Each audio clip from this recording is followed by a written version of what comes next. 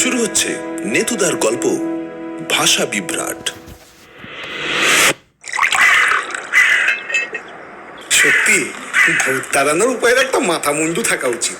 যা খুশি দেখিয়ে দিলেই হলো। হাসতে হাসতে বলল সমীরণ। দিবাকর প্রতিবাদ করে উঠল। কেন, ভুল কি দেখালো? ঠাকুরের মন্ত্র পড়ে ভূত তাড়াতে দেখিসনি কখনো? প্রতীক একটু ছদ্ম গাম্ভীর্যের সাথে ফুট কাটল। সে ঠাকুর দেবতার নাম করে বা মন্ত্র পড়ে ভূত তাড়াতে তো অনেক দেখেছি, তা বলে ভূতকে জোর করে জড়িয়ে ধরে কানে হনুমান চালিসা শুনিয়ে দেওয়া না, কখনো দেখিনি ভাই। একেই বলে ইনোভেটিভ আইডিয়া। কেমন চমকে দিল বল? ধীমান হেসে বলল, আমি কি বলবো ভাবছি, কারণ পদ্ধতিটা যে চমকপ্রদ তাতে সন্দেহ নেই। এবং আমাদের আজকের এই সিনেমায় ভূত তাড়ানো নিয়ে আড্ডার মাঝে এখন পর্যন্ত এটাই সব থেকে বেশি আলোচিত বিষয়। আসলে সমীরণ কাল রাতে টিভিতে একটা হিন্দি ভূতের সিনেমা দেখে এসেছে। তা সেখানে নাকি হিরো বাবাজি ভূত তাড়ানোর সব উপায় প্রয়োগ করেও ব্যর্থ হয়ে শেষকালে যাকে ভূত ধরেছে তাকে জড়িয়ে ধরে কানে হনুমান চালিসা শুনিয়ে দিয়েছে এবং ভূত তাতেই কাত হয়ে পালাতে পথ পায়নি। ব্যাপারটা দেখে ওর এত হাসি পেয়েছে যে সেটা ভাগ করে নেবার জন্যই আজ আমাদের ইন্দ্রপ্রস্থের লেক গার্ডেন্সের বিখ্যাত জগাদার চায়ের দোকানের আড্ডায় কথাটা পেড়েছে। অবশ্য তাতে সবাই যে ওর হাসিতে যোগ দিয়েছে তেমন নয়।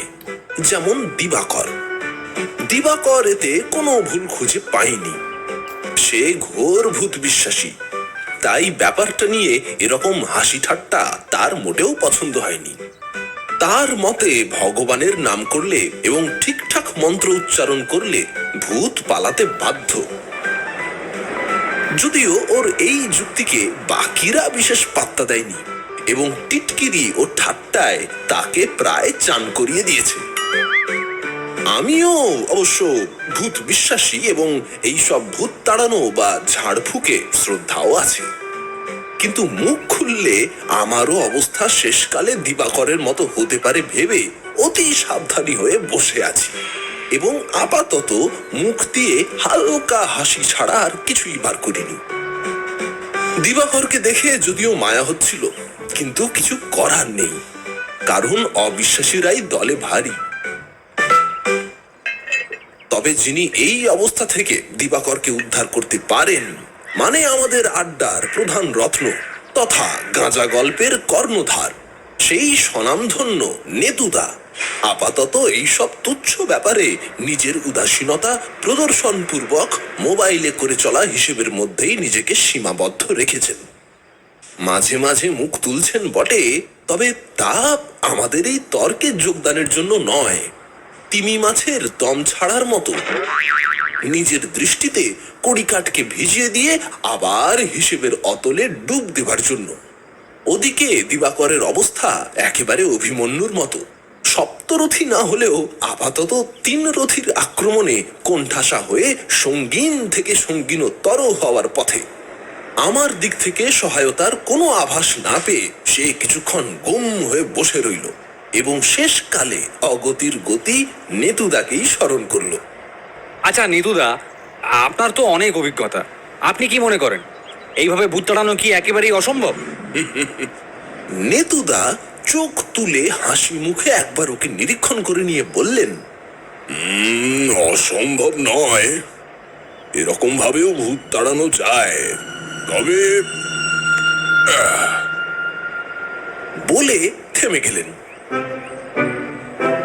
তার এই সম্মতি প্রদানের সঙ্গে তবে যোগ করায় কারোরই বুঝতে বাকি রইল না যে নেতুদা একটি গল্প ফাঁদার তালে আছেন।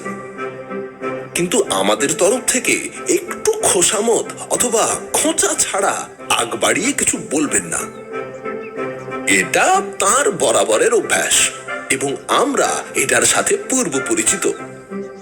যথারীতি আমাদের সবার মুখ আনন্দে উজ্জ্বল হয়ে উঠল, এমনকি দিবাকরও নিজের এই চক্রব্যূহ থেকে উদ্ধারের আশায় তাড়াতাড়ি নড়ে চড়ে বসল।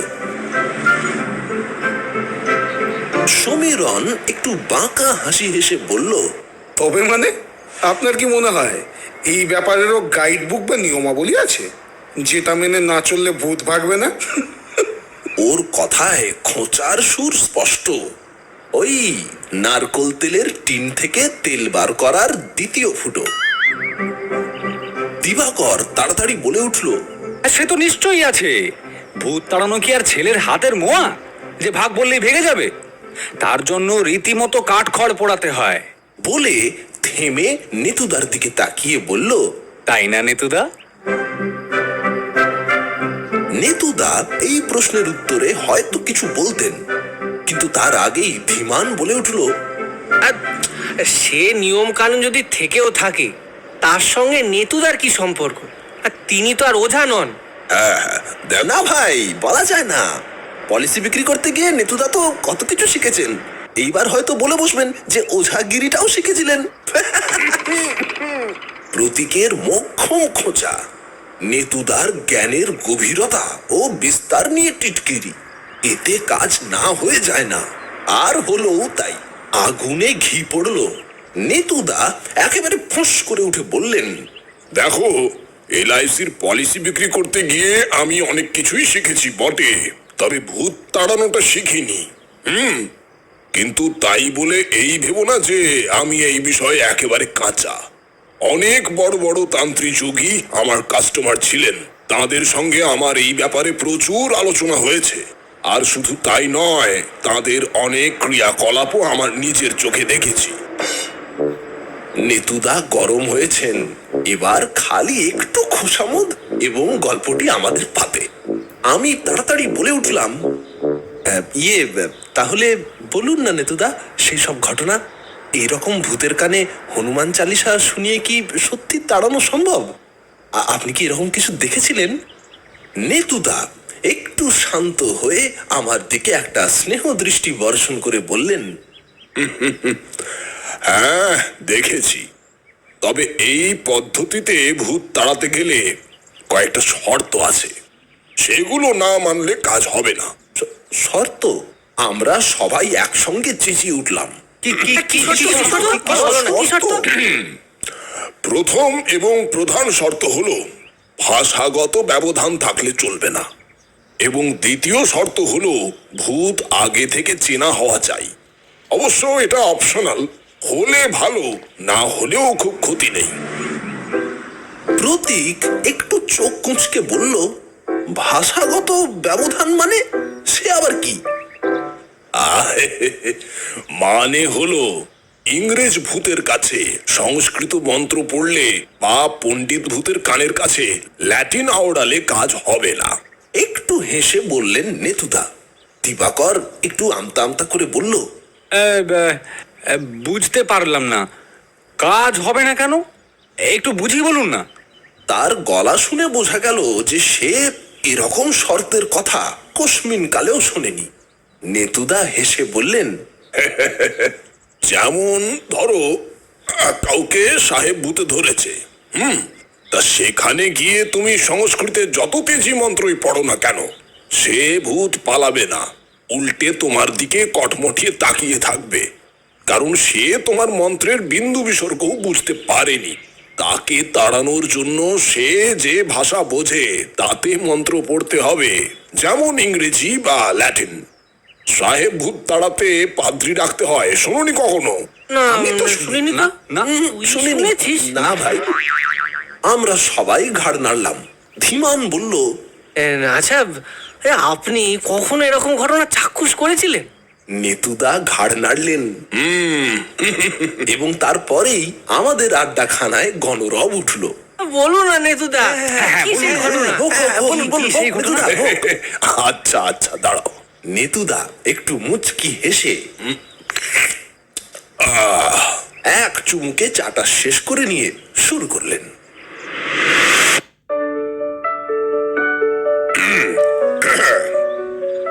তখন কতই বা বয়স হবে, 27 কি 28। এলআইসি লাইনে আছি বেশ কয়েক বছর। মোটামুটি বড় শাসালো মক্কেলও জুটিয়েছি কিছু, এবং তাদের কারো কারো সঙ্গে বেশ খাতিরও হয়ে গেছে। তা সেই রকমই আমার এক পার্টি ছিলেন তান্ত্রিক ব্রহ্মকমল শাস্ত্রী।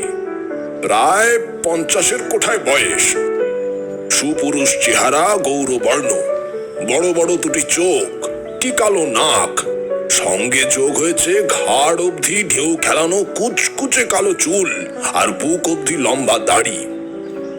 ভদ্রলোকের চোখে একটা অন্তর্ভেদী দৃষ্টি ছিল, বেশিক্ষণ তাকিয়ে থাকা যেত না। তিনি সব সময় রক্ত বস্ত্র পরিধান করে থাকতেন, সঙ্গে গলায় ঝুলত রুদ্রাক্ষের মালা। দেখলে ভয় আর ভক্তি দুটোই হতো। তা আমার সঙ্গে যখন আলাপ হয় তখন তার বিশাল প্রসার, দিন রাত বাড়িতে ভক্তের লাইন লেগেই আছে। তিনি কপাল দেখেই কার কি সমস্যা তা বলে দিচ্ছেন, রোগের প্রকারভেদ অনুযায়ী পথ্যও দিচ্ছেন। মানে কাউকে শুধু মাদুলি দিয়ে ছেড়ে দিচ্ছেন, আবার কাউকে বাড়িতে শান্তি শস্ত্রায়ন করার বিধান দিচ্ছেন। আমি অবশ্য প্রথমে শুধু পলিসি করতেই গেছিলাম এবং বেশ বড় দেখে একটা পলিসি করেও দিয়েছিলাম। তিনি আমার সার্ভিসে খুব খুশি হয়েছিলেন এবং মন খুলে আশীর্বাদ করতেও কসুর করেননি। তবে আমাকে উনি কখনো কোনো তাবিজ কবজ দেননি। কারণ জিজ্ঞেস করায় বলেছিলেন যে আমার কপালে নাকি রাজযোগ আছে। তাই আমার আর আলাদা করে মাদুলির দরকার নেই। যাই হোক, তা তার সঙ্গে ভালোই আলাপ হয়ে যাবার দরুন হাতে সেরকম কাজ টাজ না থাকলে মাঝে মাঝেই চলে যেতাম ওনার বাড়ি। তিনিও সেরকম ভিড় না থাকলে আমার সঙ্গে গল্প করে সময় কাটাতেন। শাস্ত্র নিয়ে, তন্ত্রবিদ্যা নিয়ে বিভিন্ন গূঢ় আলোচনা করতেন। মোদ্দা কথা, আমাকে ওনার বেশ পছন্দ হয়ে গিয়েছিল। তবে আমাদের স্বভাব তো জানোই, কাজের সুযোগ খোঁজা ও তৈরি করে নেওয়া আমাদের অবশ্য করণীয় কর্তব্যের মধ্যে পড়ে। তাই ওনাকে একদিন হেসে বললাম যে যদি কোনো পলিসির রেফারেন্স থাকে তো আমাকে দিতে। শুনে তিনি অট্টহাস্য করে উঠলেন, হাসতে হাসতেই বললেন, সত্যি নিত্য, বেড়ালে মাছ খাবে না আর LIC এজেন্ট রেফারেন্স চাইবে না, তা হতেই পারে না। শুনে একটু দমে গিয়ে মুখে একটা মলিন হাসি ঝুলিয়ে বসে রইলাম। কথাটা একদম সত্যি, রেফারেন্স না হলে আমাদের চলবে কি করে? তিনি আমার মুখ দেখে বোধহয় বুঝতে পেরেছিলেন যে তার এই কথায় আমি কষ্ট পেয়েছি। তাই নরম সুর করে বললেন, আহা, কিছু মনে করলে নাকি? আমি হালকা ঘাড় নেড়ে না বলাতে একটু হেসে বললেন, তা বাঁকুড়া যাবে?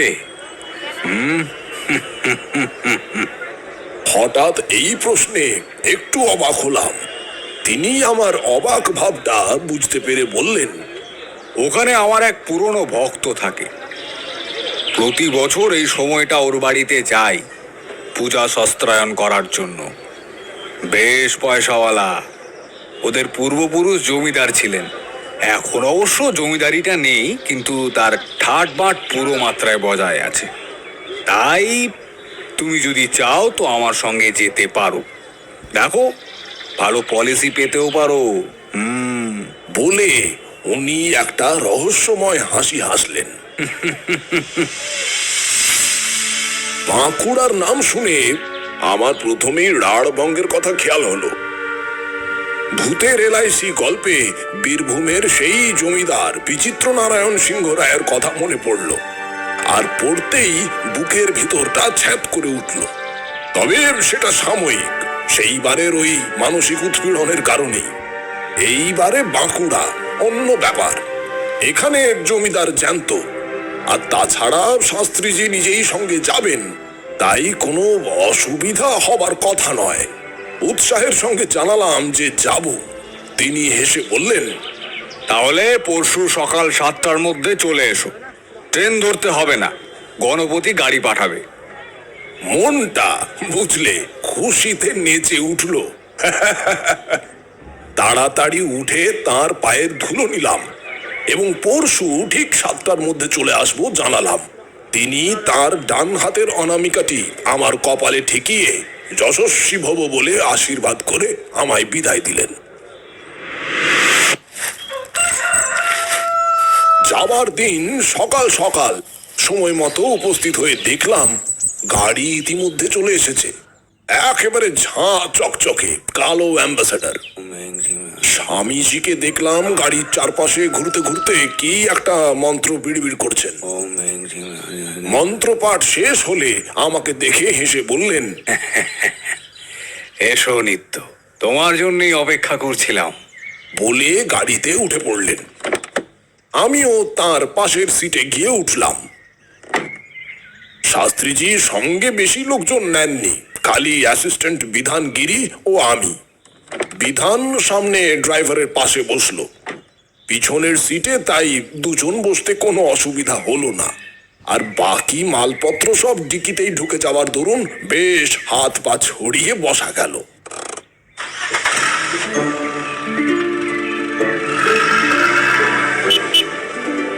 গাড়ি চলতে শুরু করার কিছুক্ষণ পর আর কৌতূহল চেপে রাখতে না পেরে তার ওই গাড়ির চারধারে মন্ত্র পড়তে পড়তে ঘোরার কারণটা জিজ্ঞেস করলাম। তিনি হেসে বললেন, বন্ধন করে দিলাম, যাতে কোনো বিপদ আপদ আমাদের যাত্রাকে স্পর্শ করতে না পারে। বিপদ আপদ অবশ্য কিছু হলো না, বেশ নির্বিঘ্নেই যাত্রা শেষ হলো। খালি পথের মাঝে একবার টায়ার পাংচার হওয়ার জন্য ঘন্টাখানেক দেরি হলো, এই যা। অবশ্য তাতে শাস্ত্রীজির কোনো দোষ নেই, কারণ তিনি বিপদ আপদের জন্য বন্ধন করেছিলেন। টায়ার পাংচার সেই লিস্টে ছিল না। যাই হোক, সন্ধ্যা নাগাদ গন্তব্যে গিয়ে পৌঁছালাম। গন্তব্য বলতে একটা বিশাল 4 মহলা জমিদার বাড়ি, সঙ্গে গেটে তৎপর দারোয়ান। সে দৌড়ে এসে কুর্নিশ করে গাড়ির গেট খুলে এক পাশে সরে দাঁড়ালো। গাড়ির আওয়াজে বাড়ির ভিতর থেকে অনেকেই বেরিয়ে এসেছিলেন। তাদের মধ্যেই একজন লম্বা চওড়া ভদ্রলোক এসে শাস্ত্রীজির পায়ে হাত দিয়ে প্রণাম করে জিজ্ঞেস করলেন, পেন্নাম বাবা। থাক থাক, বাবার আসতে কোনো কষ্ট হয়নি তো? শাস্ত্রীজি হাসি মুখে তাকে আশীর্বাদ করে বললেন, না গণপতি, কোনো কষ্ট হয়নি। তোমার কি খবর? সব কুশল তো? ভদ্রলোক মানে গণপতি চৌধুরী মাথা একদিকে কাত করে বাধ্য কণ্ঠে বললেন, না বাবা, সব কুশল। বলে হঠাৎ আমার দিকে চোখ পড়াতে একটু জিজ্ঞাসু দৃষ্টি দিয়ে বললেন, আচ্ছা, এনাকে তো ঠিক চিনতে পারলাম না। ও হলো আমার এক ভক্ত, নিত্যানন্দ চক্রবর্তী, পেশায় LIC এজেন্ট। আমার কাছে বীমার ব্যাপারে জিজ্ঞেস করাতে তোমার কথা বললাম যে গণপতির তো LIC করার দরকার আছে। তা শুনে সঙ্গে চলে এলো। আমি আর কি করি, তাড়াতাড়ি হেসে নমস্কার করলাম। নমস্কার। গণপতি বাবু একটা কাষ্ঠ হাসি হেসে প্রতি নমস্কার করে বললেন, নমস্কার নমস্কার, তা ভালোই করেছেন। বাবা যখন বলেছেন তখন বীমার দরকার আছে বই কি। দেখুন, পুজোটা কাটুক, তারপর না হয় এটা নিয়ে বসা যাবে। এসে বললাম, হ্যাঁ, আগের কাজ আগে সারাই ভালো। এরপর আর বেশি কথা হলো না, সবাই বাড়ির ভিতরে ঢুকলাম। অতিথিশালার একটা ঘর আমার জন্য রেডি করে দেওয়া হলো। সেখানে বিশ্রাম নিয়ে আর রাতে জমিদারি ডিনার গলা অবধি ভরে সেদিনটা কেটে গেল। পরদিন সকালে অবশ্য ব্যস্ততার মধ্যে কাটলো, তবে আমার নয়, বাকিদের। শাস্ত্রীজি সকালবেলায় পূজায় বসলেন, সঙ্গে শান্তি শস্ত্রায়ন। সেসব মিটতে মিটতে দুপুর হয়ে গেল। দুপুরে খেয়ে দে একটা কোষে ঘুম দিয়ে শরীরটাকে একেবারে ঝরঝরে করে সন্ধ্যাবেলায় যখন শাস্ত্রীজির ঘরে গিয়ে ঢুকলাম, তখন তিনি দুধ আর কলা দিয়ে সান্ধ্য ভোজন সারছেন। আমাকে দেখে হেসে বললেন, তারপর নিত্য, কেমন দেখলে পূজা? আমি হেসে বললাম, দারুণ, খুব সুন্দর পূজা হয়েছে। তবে তিনি আমার দিকে মুখ তুলে তাকাতে বললাম, পূজা তো মিটে গেল, এবার যদি পলিসিটা করে নেওয়া যায়। নিশ্চয়ই নিশ্চয়ই। তারপর ওরে, কে আছিস? বলে এক হাঁক পাড়লেন। দরজার বাইরেই একটা চাকর দাঁড়িয়ে ছিল। সে দৌড়ে ঘরে ঢুকতে বললেন, গণপতিকে একবার ডাক। কিছুক্ষণের মধ্যেই গণপতি বাবু এসে উপস্থিত হলেন। তাকে দেখে শাস্ত্রীজি বললেন, বাবা গণপতি, এই বেলা বীমাটা করে নাও বাবা। গণপতি বাবু রীতিমতো ব্যস্ত হয়ে আপনি আপনি আসুন আমার সঙ্গে, আসুন আসুন আসুন। বলে ঘর থেকে বেরিয়ে গেলেন। আমিও তাকে অনুসরণ করে বৈঠকখানায় গিয়ে ঢুকলাম। বেশিক্ষণ লাগলো না, বেশ বড় সড় বীমা গণপতি বাবুর পুরো পরিবারের নামে করিয়ে দিলাম। মনটা বেশ খুশি হয়ে গেল। সঙ্গে শাস্ত্রীজির প্রতি শ্রদ্ধাও বহুগুণ বেড়ে গেল। তিনি শুধু পার্টি দেখিয়েই ক্লান্ত হননি, এক প্রকার ঘাড় ধরে পলিসিটাও করিয়ে দিলেন। এরকম কাস্টমার যেন বারবার জোটে। তা সেদিন আর বিশেষ কিছু বলার মতো হলো না। শাস্ত্রীজির সঙ্গে শাস্ত্র আলোচনা করে আর ঘুমিয়েই কেটে গেল। ঘটনা ঘটলো তার পরের দিন। এই বলে নেতুদা থামলেন। তারপর জগাদাকে, এই জগা, আরে কাপ। বলে একটা সিগারেট ধরালেন। আমরা এতদিন ধরে নেতুদার গল্প শুনে আসছি বলেই জানি যে এটা তার একটা কায়দা। আসল ঘটনা শুরু হবার আগে চা আর সিগারেটের সহযোগে নিজেকে চাঙ্গা করে নেওয়া। অধৈর্য হয়ে লাভ নেই বলে চুপ করে বসে রইলাম। খালি দিবাকরের বোধহয় আর তর সইছে না, তাই সে একটু বিরক্ত স্বরে, আরে আরে ও নিতুদা, কি হলো বলবেন তো? বলে একটা মৃদু আপত্তি প্রকাশ করলো। নিতুদা অবশ্য বরাবরের মতোই সেটাকে পাত্তা না দিয়ে হেসে বললেন, দাঁড়াও দাঁড়াও, গলাটা একটু ভিজিয়ে নি। জগা, এই তো।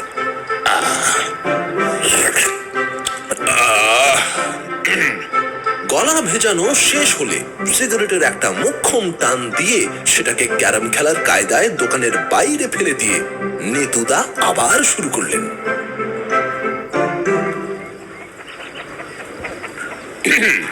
যা বলছিলাম, গণপতি বাবুর পরিবার বলতে তার স্ত্রী আর তার 3 ছেলে। তার মধ্যে ছোটটির বয়স ওই 12 বছর হবে। তা পরদিন সকালে হঠাৎ চেঁচামেচিতে ঘুমটা ভেঙে গেল। সকাল সকাল ডাকাত পড়েছে ভেবে কোন রকমে ঘরের বাইরে এসে যেদিক দিয়ে চিৎকারটা আসছে সেই দিকে দৌড়ে গেলাম। গিয়ে কিন্তু ভুল ভাঙলো না, ডাকাত পড়েনি। ব্যাপার তার চেয়েও গুরুতর। গণপতি বাবুর ছোট ছেলেটাকে ভূতে ধরেছে।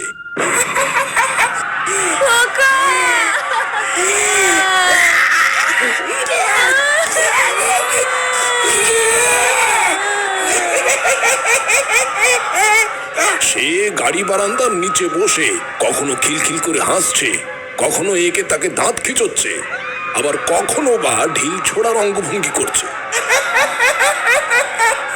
তবে সবচেয়ে আশ্চর্য ব্যাপার হলো মাঝে মাঝেই বাঁ হাতটাকে মুঠো করে নিজের মুখের কাছে ধরে কোন এক অদৃশ্য হুঁকোয় টান দিচ্ছে।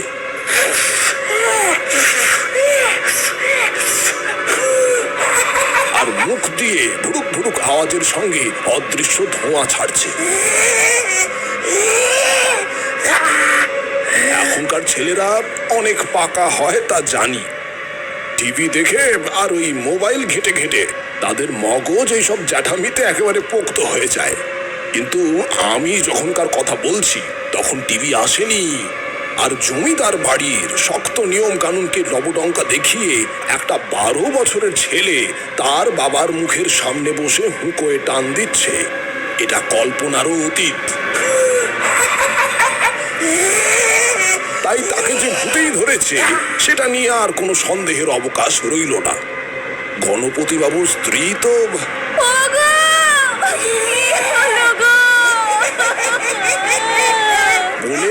একেবারে কান্না জুড়ে দিলেন।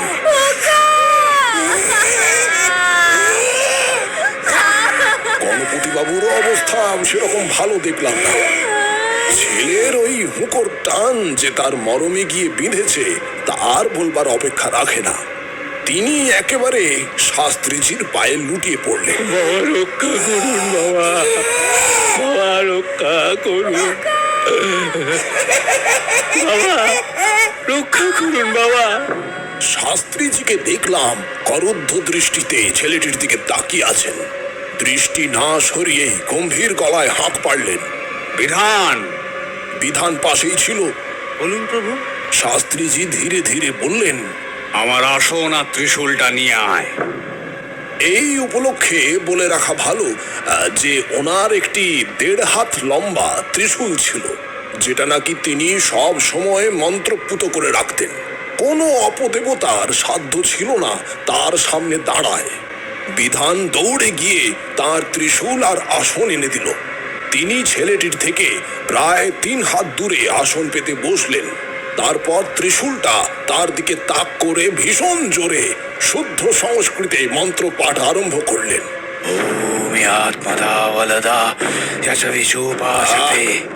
সেই রকম কণ্ঠ পেলে দেব ভাষার যে কি মহিমা দাঁড়ায় তোমাদের আর কি বলবো। শুনতে শুনতে গায়ের রোঁয়া দাঁড়িয়ে যাওয়ার জোগাড়। কিন্তু আশ্চর্যজনক ভাবে ছেলেটির ওপর কিন্তু তার বিশেষ কোনো প্রভাব লক্ষ্য করলাম না। সে তার দাঁত খিচনো আর এদিক ওদিক ঢিল ছোড়াটা বন্ধ করেছে বটে, কিন্তু হুঁকোর টানটা দিব্যি চালিয়ে যাচ্ছে। এমনকি মাঝে মাঝে শাস্ত্রীজির মুখ লক্ষ্য করেও দেখলাম ধোঁয়া ছাড়তে। ব্যাপার কিছুই বোঝা যাচ্ছে না। এই সব কড়া কড়া সংস্কৃত মন্ত্রের তেজে ভূত বাবাজির তো অনেক আগেই পিট্টান দেওয়ার কথা, কিন্তু সেসব মন্ত্রকে তুড়ি মেরে উড়িয়ে দিয়ে সে তো দিব্যি ছেলেটার দেহে বিরাজমান।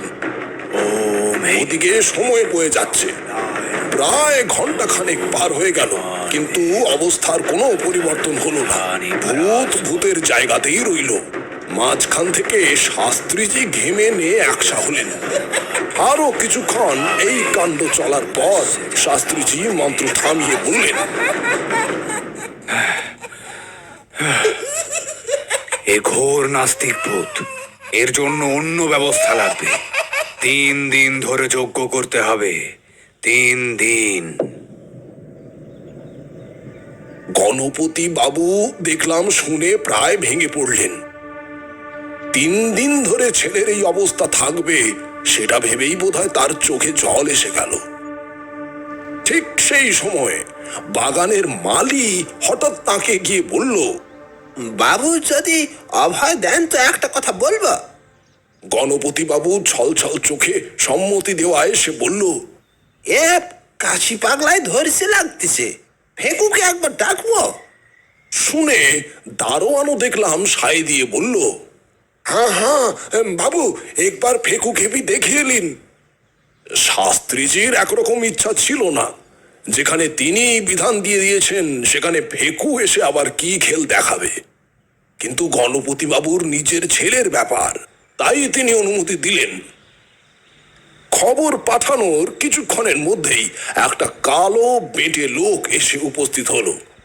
মুখ দেখে বয়স বোঝার উপায় নেই, কারণ চেহারা একেবারে পাকানো গামছার মতো। 40ও হতে পারে, 50ও হতে পারে। পরনে একটা ময়লা খেটো ধুতি, গা খালি। সে এসেই ছেলেটিকে এক ঝলক দেখে নিয়ে বলল, আরে কাশি, তুই এখানে কেন রে? আশ্চর্যজনক ভাবে ছেলেটি এই প্রথম উত্তর দিল, তোকে বলবো কেন, তোকে বলবো কেন, তুই আমার কি লাগিস? ওটা কি লাগে? খানিক দাঁড়া এখানে, পাগলামি কেমন করে ছুটাতে হয় সেটা তুই দেখ না। আমি দেখাচ্ছি তোকে তারা। বলে ফেকু ঝোলা থেকে একটা মুড়ো ঝাঁটা বার করে কাশির দিকে তেড়ে যেতেই ছেলেটি, মানে এখন কাশি বলছি, সে একেবারে ভয়ে মাটিতে মুখ লুকিয়ে বলে চিৎকার জুড়ে দিল, তার হঠাৎ এই ভাব পরিবর্তনে বাড়ি শুদ্ধ লোক অবাক হয়ে গেল। কোথায় গেল তার সেই তড়ি মারা ভাব? এ তো ভয়ে কেঁচো হবার জোগাড়।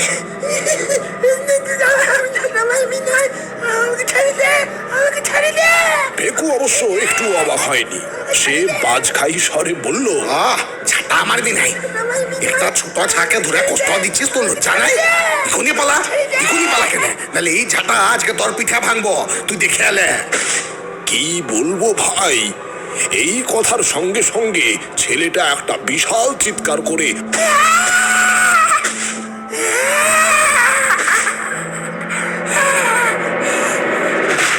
অজ্ঞান হয়ে গেল। তাড়াতাড়ি দৌড়ে গিয়ে মুখে চোখে জলের ছিটে দেওয়াতে তার জ্ঞান ফিরল। মা, মা, এবং ফিরেই মায়ের দিকে তাকিয়ে মা, বলে ছেলেটা ডুকরে কেঁদে উঠল। আমি আর পুকুর ঘাটে একা যাব না মা। ভেকু হেসে বলল, আর ভয় নাই বাবু, কাশি পালাইছে, ও আর এদিকে আসবে নাই। কারণ জানে তাইলে ফেকু আসিয়া এই ছাতাটা ওর পিঠে আবার ভাঙবে। এই ঘটনায় আমার সাথে সাথে শাস্ত্রীজিও ভীষণ অবাক হয়ে গিয়েছিলেন। যে ভূতকে তিনি অত সব কড়া কড়া মন্ত্র পড়েও তাড়াতে পারলেন না, তাকে কিনা ফেকু কেবল একটা মুড়ো ঝাঁটা দেখিয়ে ভাগিয়ে দিল, এটা তার বিশ্বাস করতে কষ্ট হচ্ছিল। যাই হোক, সেদিন বিকেলে মালির কাছ থেকে খোঁজ নিয়ে গেলাম ফেকুর ডেরায়। গ্রামের এক ধারে ছোট্ট একটা কুঁড়ে ঘর। ফেকু ঘরেই ছিল। নাম ধরে ডাকায় বাইরে বেরিয়ে এসে আমায় দেখে চিনতে পারলো। তারপর অনেক খাতির করে ভিতরে নিয়ে গিয়ে বসালো। ঘরের ভিতরটা গাঁজার গন্ধে মম করছে, চারিদিক অগোছালো, যেরকম ব্যাচেলার লোকেদের হয়। ফেকু বিয়ে করেনি, তাই তার ঘরেও একই দশা। আমি অবশ্য সেসব নিয়ে মাথা না ঘামিয়ে সরাসরি ভূত তাড়ানোয় তার এই অভাবিত সাফল্যের কারণ জিজ্ঞেস করলাম। সে শুনে আগে খুব একচোট হেসে নিল, তারপর একটু সামলে নিয়ে বললে, আসলে গুরু ঠাকুর কাশিকে তাড়াতে পারেন নাই, কারণ কাশি একে পাগল, তাই লেখাপড়া জানে না। সে গুরু ঠাকুরের অত কঠিন কঠিন সংস্কৃত মন্ত্রের মানে বুঝে নাই, তাই ছাটাকে ধরে বসেছিল। তবে আমি তো কাশিকে চিনি, রাত বিদেতে হুকা চুরি করতে আসে আমার হাতে। ওই ঝাঁটার বাড়ি সে আগে অনেকবার খাইছে, তাই চিনা ঝাঁটা দেখে আর পালাবার পথে পায় না। বুঝিছেন বাবু? তার এই যুক্তিকে খণ্ডন করবার মতো যুক্তি হাতের কাছে ছিল না, তাই কেবল ঘাড় নাড়তে নাড়তে ফিরে এলাম। যাই হোক, পরের দিন ফেরার সময় অবশ্য আর গাড়িতে ফেরা হলো না। গণপতি বাবু বলেছিলেন বটে, কিন্তু শাস্ত্রীজি ট্রেনে ফেরাই মনস্থ করলেন। তাই সকালে ট্রেন ধরে ওই মোটামুটি বিকেলের মধ্যে কলকাতা ফিরে এলাম।